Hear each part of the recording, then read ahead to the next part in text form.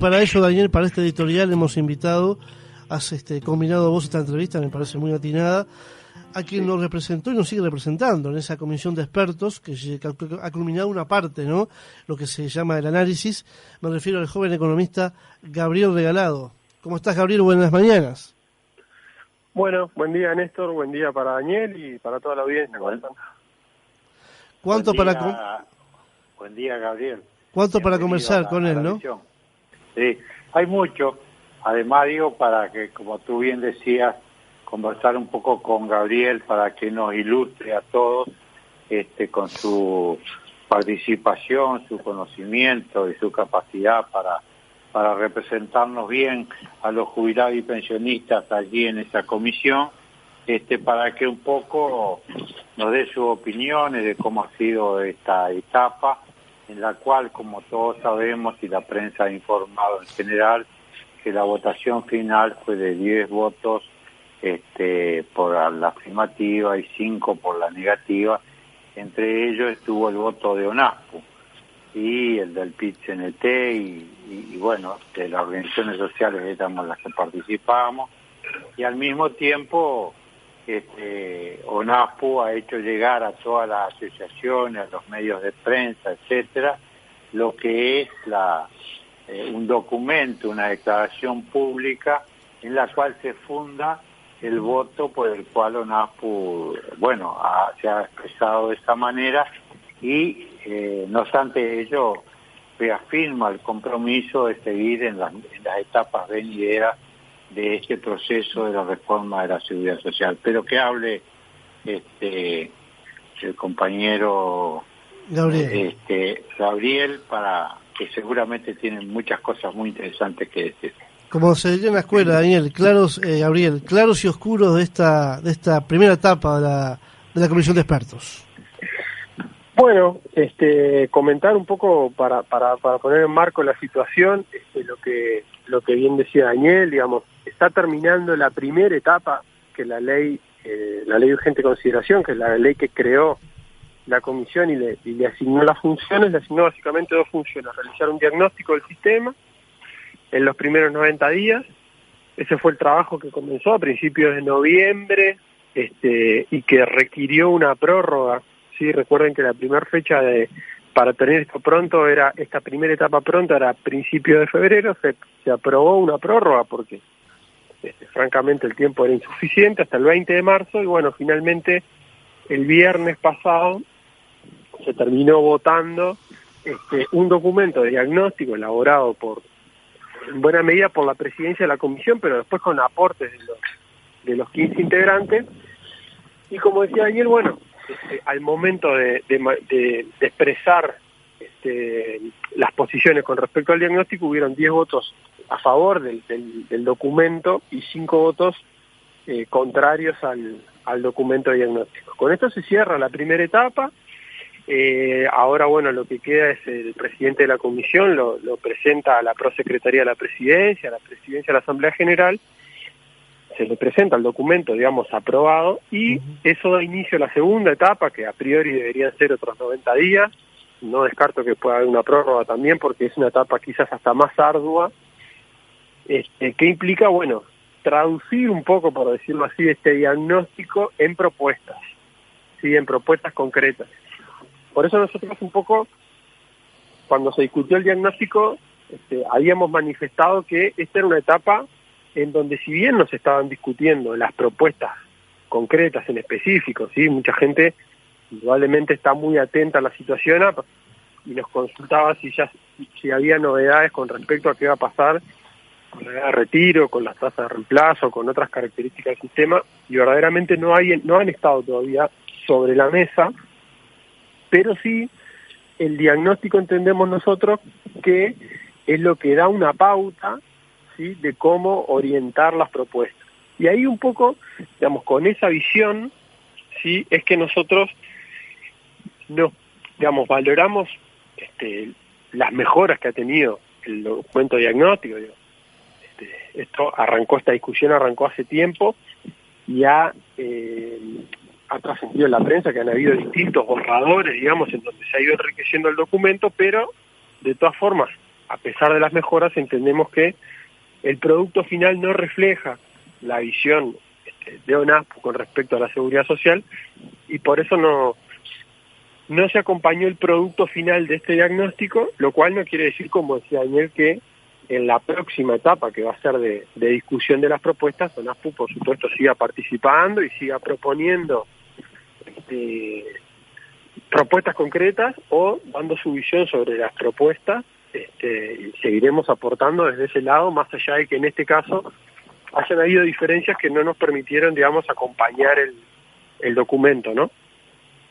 Ahora, sin duda, Gabriel, viene la etapa más fuerte, ¿no? La etapa de las concreciones, ¿no? Viene lo mejor, o sea, viene discutir los temas que ONASPO ha planteado hace tiempo, ¿no? A ver, claro, uno tiene la bola mágica, ¿no? Pero, ¿cómo imaginás esa discusión en esta segunda etapa? Bueno, a ver, la etapa yo acá me gustaría hacer dos consideraciones que me parece que son bien importantes. La primera es que, digamos, la comisión que se conforma para trabajar este tema es una comisión de un perfil técnico, ¿sí? Se le asignó o se le quiso asignar ese perfil, ¿sí? Con integrantes que han estado, digamos, en mayor o menor medida, muy vinculados a la seguridad social, ¿sí? En distintas áreas. Sin embargo, ese perfil técnico, digamos, vamos a decir, no es suficiente para lo que le encomienda la ley a la comisión. ¿Por qué? Porque la ley le encomienda, como yo le decía, dos características principales. Una, hacer un diagnóstico, y otra, hacer una etapa de recomendaciones, ¿sí? Y hacer un diagnóstico implica, en cierta medida, una mirada sobre la seguridad social, una forma de entender los desafíos y los problemas que tiene el sistema, los aspectos que hay que abarcar para mejorarlo, y de hecho, incluso hasta el concepto de cómo mejorar el sistema puede tener distintas lecturas. Digamos, para las organizaciones sociales, nosotros lo hemos planteado, por ejemplo, mejorar el sistema implica seguir profundizando la cobertura, no dejar gente por fuera, seguir mejorando la suficiencia de las prestaciones, es decir, que las pasividades, por ejemplo, que se pagan le permitan a la persona una sustitución de ingresos, que es decir, cuando deja de trabajar y pasa a estar retirado, esos ingresos le permitan llevar una vida digna, que sea más contemplativa con situaciones muy específicas que tienen que ver con discapacidad, etcétera. Digamos, para nosotros eso es mejorar la seguridad social. Otra visión puede ser de lo que implicaría mejorar la seguridad social. Acá tenemos un problema financiero, donde todos sabemos que ha estado reiteradamente sobre la mesa la visión de esa asistencia financiera que recibe el BPS, que no solo la recibe el BPS, sino que la reciben también, por ejemplo, otras cajas como la policial y la militar, más allá de que no tengan la misma prensa. Entonces, es necesario atacar esa asistencia financiera para sanear el sistema, ¿sí? Desde el punto de vista económico, y eso implicaría mejorar la seguridad social. Ahora, esas dos visiones son visiones que se pueden sostener o apoyar desde lo técnico. Digamos, uno puede buscarle argumentos técnicos para defender esas dos posiciones, pero en el fondo son concepciones políticas, ¿sí? La visión que uno tiene general sobre el sistema de seguridad social puede apoyarse en componentes técnicos, pero en el fondo es una discusión política. Entonces yo lo que decía es, la comisión se intentó que tuviera un perfil técnico, pero lo técnico, solamente lo técnico no es suficiente para encarar lo que le encomendaba la ley, porque la ley es clara en decir, hay que hacer un diagnóstico del sistema que dé lugar a una cantidad de propuestas. Entonces, amontonar una serie de datos estadísticos o financieros uno atrás del otro no quiere decir nada. Voy a poner un ejemplo. Cuando uno habla, por ejemplo, precisamente, ¿no? Hablamos del tema de la asistencia financiera, por poner un tema que siempre está arriba de la mesa y muy discutido. Entonces, si uno en el diagnóstico del sistema dice, bueno, la situación actual es que todos los años se realiza una asistencia financiera de rentas generales al BPS o a la caja militar o a la caja policial por X monto, que dice, podría decir, en los últimos 10 años, en el 2011 tal monto, en el 2012 tal monto, ¿no? Si uno lee eso no es suficiente para entender si el sistema tiene un problema, si hay algo que mejorar o si no. ¿Me explico? Decir solo hay una asistencia financiera no es. Ahora, eso hay que complementarlo con otra información, con otras discusiones, que muchas veces son de carácter, repito, técnico, pero también político, en donde uno ahí recién empieza a entender algunos de los problemas. Entonces, por ejemplo, si le dicen, el BPS recibe 600 millones de dólares de asistencia financiera, pero paga 750.000 pasividades, y paga en promedio una cantidad X de seguro de desempleo, y paga subsidios por enfermedad, y paga subsidios por maternidad, y paga, ¿no? Uno le va dando un contexto. Ahora, cuando uno recibe que la transferencia, por ejemplo, la asistencia a la caja militar son 400 millones de dólares, es verdad, 200 menos que en el caso de PS, pero para pagar solamente alrededor de 55.000 pasividades, ¿sí? Ese es un complemento técnico, político, que hace entender que ahí hay una diferencia muy grande, en donde indudablemente hay un desbalance hacia la transferencia y hacia la asistencia que recibe la caja militar, que a priori parece mucho más importante o mucho más urgente de corregir que la que corresponde a BPS. Por eso es un poco lo que yo me refería a esto que les decía, que no es solo técnico, sino que necesariamente es técnico vinculado a lo político. Muy breve. Ahora, sí, Daniel, sí. Sí, que dale, culminar. Te hago una pregunta. No, en realidad lo que le quería decir un poco lo que planteaban esto es que en función de este diagnóstico que se hizo, son las propuestas que uno se puede pensar que se van a discutir. Entonces me decía, ¿cómo pienso que se puede dar la discusión? Y bueno, nosotros entendemos que este diagnóstico tiene una idea estructurante, o sea, una idea vertebral que lo sostiene, que es entender que el sistema tiene desafíos o problemas económicos financieros que es necesario atacar, y los planteos, por lo menos que están en el diagnóstico y que nosotros entendemos que son más fuertes, vienen por el lado del gasto. Porque uno de vuelta podría pensar, si hay un problema financiero, a ver, o hay que adecuar los gastos, por decirlo así, ¿sí? O hay que adecuar los ingresos.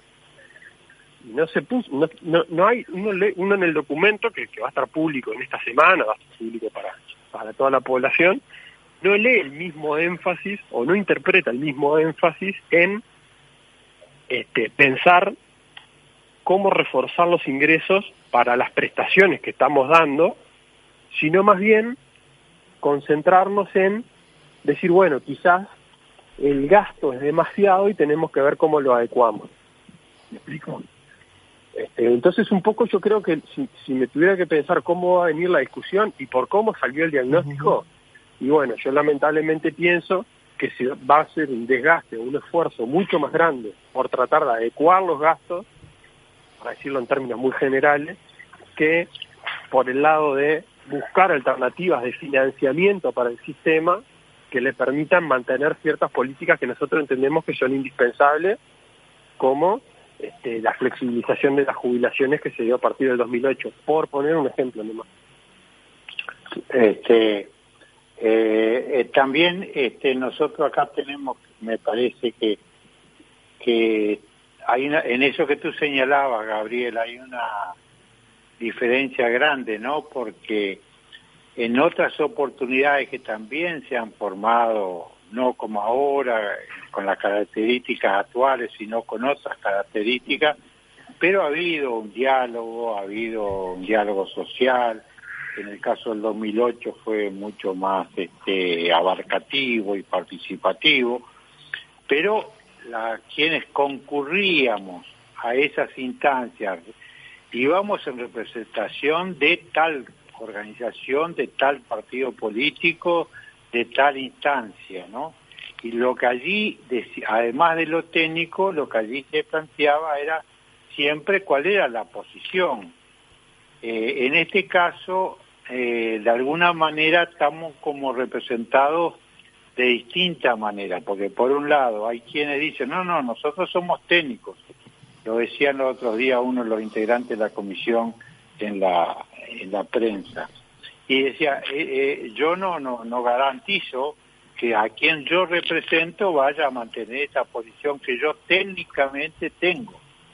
Y un poco dar respuesta a eso que tú planteabas, pero que en los hechos estamos de manera diferente sentados en esa comisión.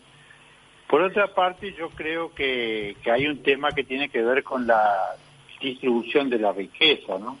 Cómo se distribuye, teniendo en cuenta, bueno, las distintas situaciones y cómo se logra una mayor equidad dentro del sistema de seguridad social, pero también desde el punto de vista más general de toda la sociedad.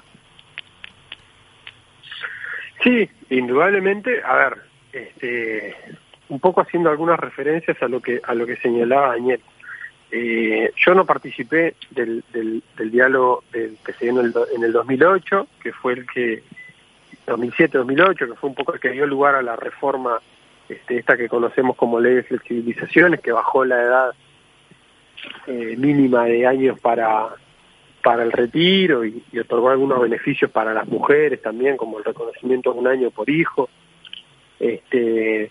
Digamos, hay bastantes diferencias con respecto al proceso que se ha dado ahora. La más quizás notoria, aparte de la que señaló Daniel, tenga que ver también con el tema de los plazos, ¿sí? Verdaderamente la comisión trabajó a un ritmo prácticamente frenético en algunas partes, intentando dar cumplimiento, sí, a que haya una pluralidad, digamos, de voces presentes en la comisión. Eso se puede dar fe, digamos, creo que todas las organizaciones que pidieron una audiencia la tuvieron, la comisión los recibió, los escuchó, aceptó los materiales que tenían para presentarnos, pero verdaderamente después en el debate se fueron sucediendo una serie de borradores de diagnóstico que muchas veces, repito, para las organizaciones sociales sobre todo, sí, que no, para quienes no participábamos allí a título personal, sino en representación de una organización, nos ponía los plazos verdaderamente muy complicados. Y ahí un poco también tiene que ver lo que decía Daniel, ¿no? Que en la comisión particularmente, quienes manifestaron justamente que el tema de los plazos se les complicaba para analizarlo porque respondían a una lógica más colectiva, bueno, fue la ONASPU, sí, a través mío, el PIT-CNT, y bueno, el Frente Amplio también planteó que ellos resolvían de forma colectiva y por lo tanto la opinión de los tres integrantes, de los tres delegados que tienen en la comisión, no era a título personal, sino que se conformaba a partir de la voluntad de la orgánica. Eso es una gran diferencia y que da cierto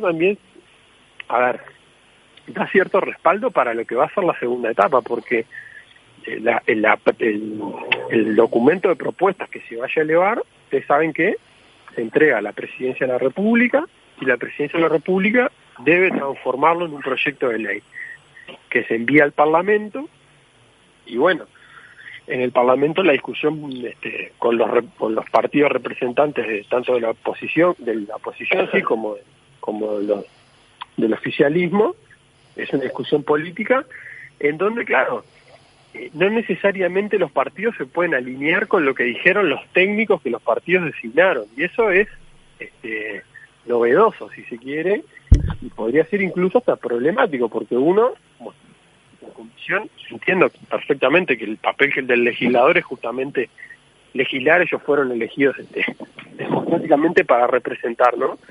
Pero, digamos, quizás el trabajo de la comisión, en donde se buscan se pueden buscar acuerdos o se pueden buscar formas que sean lo más consensuadas posibles en algunos aspectos, uno no sabe si finalmente se terminarían refrendando, porque los partidos no necesariamente pueden adoptar la posición que los técnicos que designaron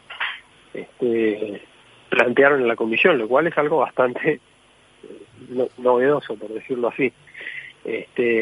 Pero bueno, teniendo en cuenta esa situación, es un desafío extra para la comisión. Y después lo último, nada más comentar lo que decía Daniel, indudablemente que esas cuestiones, ¿sí? Como digamos el rol y la importancia de la seguridad social, uno de las funciones fundamentales, como he planteado, es el tema de la redistribución de la riqueza. Nosotros lo entendemos así, digamos, pero no solo nosotros. Digamos, el papel redistributivo de la seguridad social, digamos, es una cuestión que está planteada, lo plantea, por ejemplo, hasta la Organización Internacional del Trabajo. Digamos, eso no es una cosa que no es un planteo exclusivo de NASPU, digamos, ni del PIT-CNT. Hay organizaciones internacionales, la propia tradición de la seguridad social implica que exista esa redistribución de la riqueza. Ahora, ese concepto, digamos, abstracto, por decirlo de una forma, hay que traducirlo en medidas concretas. Nosotros entendemos, por ejemplo, que la reforma de la flexibilización de las jubilaciones, sí, la última reforma grande que se hizo, que fue la del 98, es una reforma que fue en la dirección de permitir un proceso de redistribución de la riqueza. ¿Por qué? Porque justamente esa flexibilización que se dio para que la gente se pueda jubilar implicó, digamos, contener dentro de la seguridad social a un montón de gente que estaba quedando por fuera, ¿sí?, de acuerdo a las reglas existentes hasta ese momento, ¿sí? ¿Por qué? Porque se exigían más años de edad, porque los requisitos para acceder justamente al cómputo de los años era más exigente, por ejemplo, para las mujeres, en tanto no se reconocía una cuestión básica que es muy real y muy observable en el mercado de trabajo, digamos, que generalmente las mujeres tienen más baches en su historia laboral, asociado, por ejemplo, al rol de la maternidad. ¿Cómo se intentó corregir eso? Bueno, se le reconoció un año de aporte por cada hijo nacido vivo. Todas esas cuestiones permitieron que mucha gente pudiera acceder a una pasividad con todo lo que ello implica, no solo en materia de ingresos, cobertura de salud, etcétera. Y bueno, eso es una forma de, desde la seguridad social, promover una mejor redistribución de la riqueza, ¿sí? Pero bueno, digamos, eso es una forma de verlo, y como yo les decía, puede estar, digamos, hay visiones que quizás desde nuestro punto de vista equivocadas, pero que también existen, en donde, digamos, anteponen, por decirlo de alguna forma, la sostenibilidad financiera del sistema a cualquier otra consideración. Y por supuesto que nosotros no estamos, digamos, de ningún punto de vista estamos diciendo que no sea una cuestión a atender. Obviamente, si el sistema no es sostenible y colapsa, no va a poder cumplir ninguno de los fines que nosotros entendemos que debe de cumplir. Pero asegurar esa sostenibilidad financiera también tenemos muy claro que no debería ser a costa de sacrificar prestaciones o sacrificar cobertura social para la población, ¿no? Sobre todo porque ese sacrificio va a recaer en grupos de trabajadores de menores ingresos, ¿sí?, o de condiciones laborales más precarias, ¿sí? Porque justamente, digamos, cuando uno mira las personas que a veces se les dificulta más prolongar su vida laboral o alcanzar los años mínimos de cotización para una jubilación, son aquellas personas que han tenido un tránsito por la actividad laboral, por la vida laboral, más complejo, más sacrificado. Por eso, muchas veces, cuando se habla con cierta liviandad del tema de aumentar la edad de jubilación, yo siempre digo que no es lo mismo aumentar la edad a 5 años para un oficinista que aumentarla para un trabajador rural, o para una empleada doméstica, o para un trabajador de la construcción, o para un trabajador de la esquiva, ¿sí? Y bueno, son todas estas cuestiones que habrá que considerar un poco en esta segunda etapa, ¿no? Bien, la verdad que Daniel nos ha dejado con mucha información, Gabriel. Te escucho. ¿Algo más, Gabriel? Sí, Daniel. Sí, Néstor. No, digo, acá hay otra de las razones por las cuales ONASPO no podía votar afirmativamente, más allá de lo que, como bien decía Gabriel, de algunos mejoramientos de lo que fue el borrador de diagnóstico inicial. ¿Por qué? Porque eso que planteaba Gabriel últimamente, justamente nosotros entendemos que en el diagnóstico que se terminó aprobando se colocan algunas evaluaciones diciendo que es positiva el hecho de que con la ley esa que mencionaba del año 2007-2008, con esa reforma se había posibilitado mejorar los ingresos de las jubilaciones y pensiones mínimas, y al mismo tiempo eso había permitido bajar lo que es la pobreza en el sector de los adultos mayores, en particular de los que perciben jubilaciones y pensiones más bajas. Pero al mismo tiempo se señala, cosa que nosotros no podemos aceptar en un documento oficial emanado de un estudio, que es que al mismo tiempo señalar como contrapuesto en los hechos, queda como contrapuesto, de que eso ha tenido como consecuencia que otros sectores como niños, jóvenes, etcétera, hayan quedado, en fin, que han aumentado la pobreza. Es decir, nosotros entendemos de que eso no es así, y por lo tanto es otra de las cosas por las cuales, bueno, nos ha llevado a tomar esta decisión, lo cual no implica que no seguiremos trabajando, luchando en todos los ámbitos para, digamos, mejorar la calidad de vida de las personas mayores, mejorar el sistema de seguridad social, no solamente el previsional, sino también otros aspectos que tienen que ver con las personas mayores y con toda la sociedad. Bueno, un poco lo que decía Daniel, ¿no? Esta reflexión final, que creo que va por ese camino, ¿no? Ahora, la pregunta final mía es la siguiente: ¿qué tiempo tiene esta otra parte? Es bueno saberlo, es la parte más complicada. ¿Qué tiempo tiene y si es el necesario, si es el que alcanzaría para poder por lo menos abordar algunos de los temas? Bueno, el tiempo legal, digamos, que le asigna la ley en una primera instancia son 90 días, ¿sí? Desde que se presenta el borrador a las el informe diagnóstico ya definitivo a las autoridades.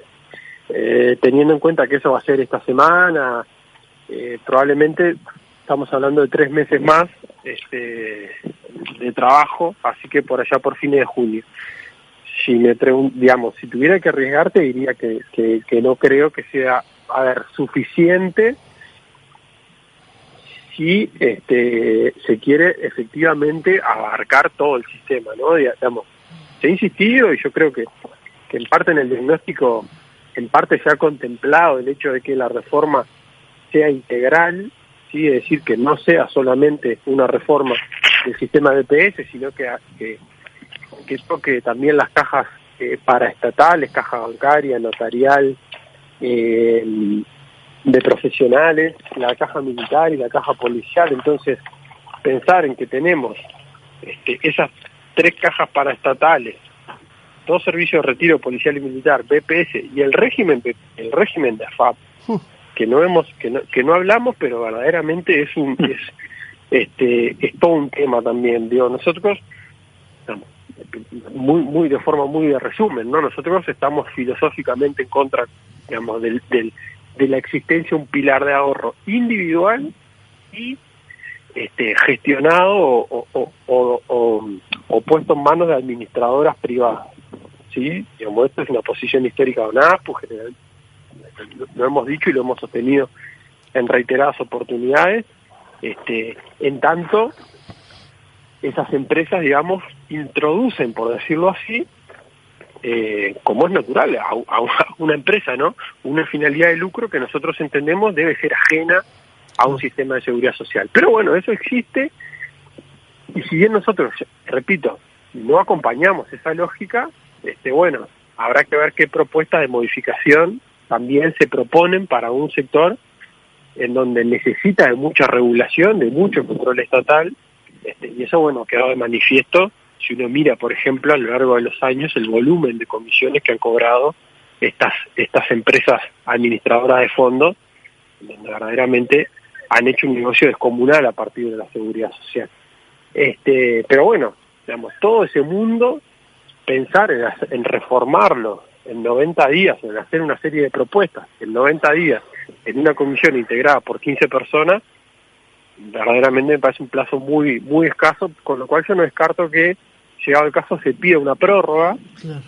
Pero bueno, ahí también hay consideraciones políticas en donde, bueno, digamos, la coalición de gobierno ha manifestado varias veces que tienen intención de que la propuesta de reforma ingrese a la discusión parlamentaria este año y en el menor plazo posible, con lo cual habría que ver qué tipo de prórroga se puede otorgar ahí, pero yo no descarto que sea necesaria alguna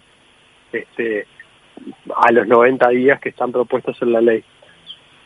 Daniel, comparte la UNASPO el hecho de que sea tan urgente esto, no se haya esperado un poco más. Siempre hablamos, ¿no?, de lo rápido que se quiere hacer todo esto, ¿no?